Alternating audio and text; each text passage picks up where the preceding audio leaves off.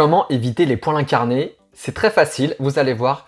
Première étape, c'est très important, exfolier votre peau avant de vous raser ou de vous épiler. Ça, c'est la base. Je vous conseille un exfoliant à base d'argile blanche. C'est naturel, on en trouve des bio, pas très chers et c'est vraiment très efficace.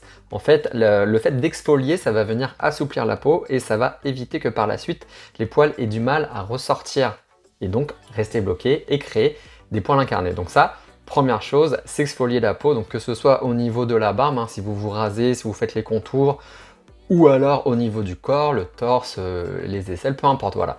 Là où vous allez vous raser ou vous épiler, vous vous exfoliez avant. L'idéal, c'est la veille ou quelques heures avant, si vous n'avez pas eu le temps de vous le faire la veille. Première étape, donc, exfoliation.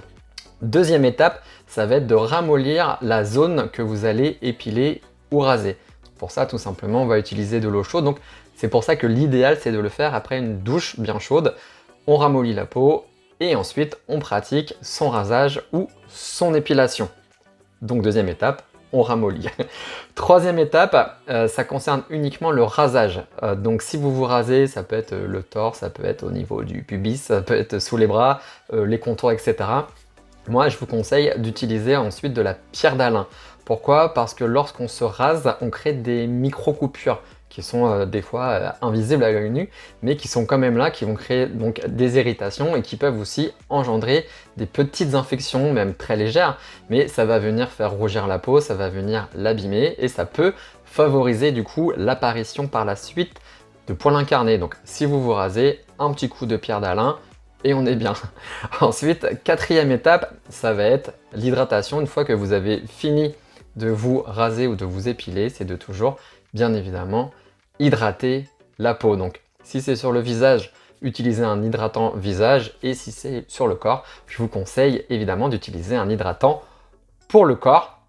Ensuite, cinquième étape, c'est si malgré ces petits conseils, vous avez quand même, ça peut arriver de temps en temps, un poil incarné, attention, évitez de vous acharner dessus avec une aiguille, une pince à épiler pour le faire ressortir. Quand ça commence à grossir comme ça, on peut trouver du pus, du sang dedans. Ça peut vous créer des cicatrices, ça peut encore plus s'infecter. L'idéal, c'est c'est pas du thé, c'est d'utiliser un sérum spécial, vraiment conçu contre les poils incarnés.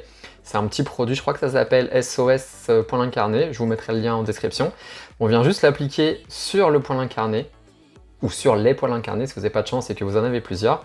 On laisse agir, on fait ça plusieurs jours, et généralement, au bout de 2-3 jours, la peau va se ramollir et le poil va ressortir de lui-même.